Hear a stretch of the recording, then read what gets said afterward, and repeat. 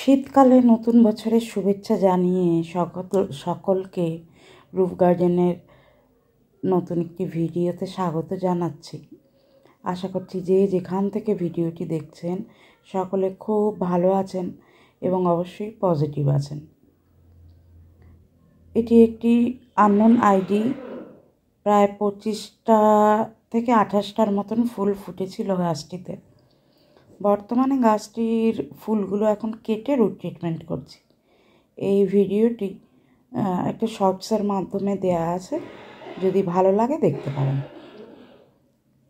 এটা একটি নতুন আইডি, নাম জানি না।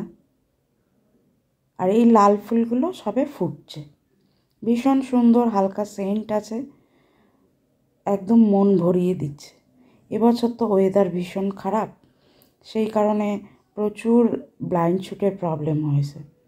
এই গাছটিতে 15 থেকে 20টা শুট এসছিল, মাত্র 3টে অ্যাক্টিভ হয়েছে আর বাকি সব ব্লাইন্ড শুট। আমি রাগের মাথায় ব্লাইন্ড শুটের যে ডালগুলো সেগুলো কেটে দিয়েছি, শুধু যে 3টে গাছে ডালে কুড়ি এসছে সেই 3টেই রেখেছি। খুব রাগ হচ্ছিল ওয়েদারের ওপর। তারপরে চিন্তা করলাম প্রকৃতির সাথে আমরা রাগারাগি মনোমালিন্য করে জিততে পারবো না। প্রকৃতি তার নিয়মে চলবে, আমাদেরকে তার সাথে মানিয়ে নিতে হবে। অনেক ফুল হওয়ার কথা ছিল গাছটি, শুধুমাত্র বৃষ্টির কারণে আর এই ওয়েদারের তারতম্যর জন্য গাছটিতে বেশি ফুল হলো না।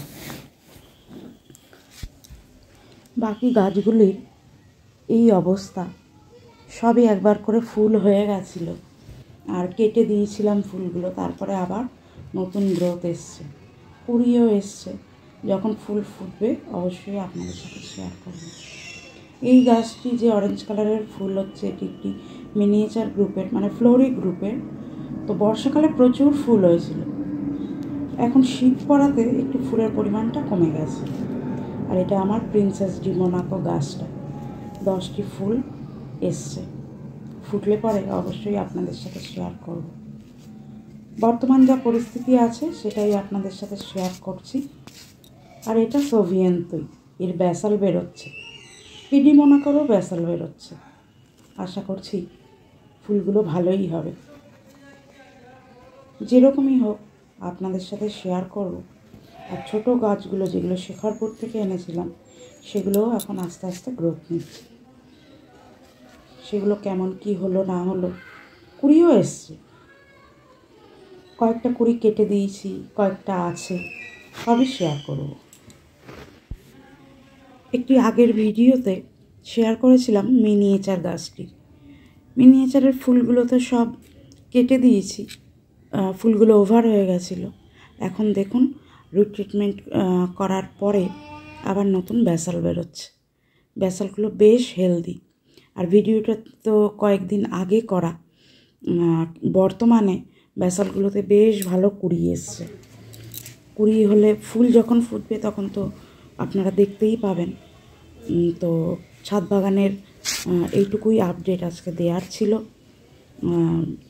এই যা সময় চলছে, এই সময় কীটনাশকের প্রচণ্ড দরকার, মানে প্রচণ্ডভাবে মাইটস অ্যাটাক হচ্ছে।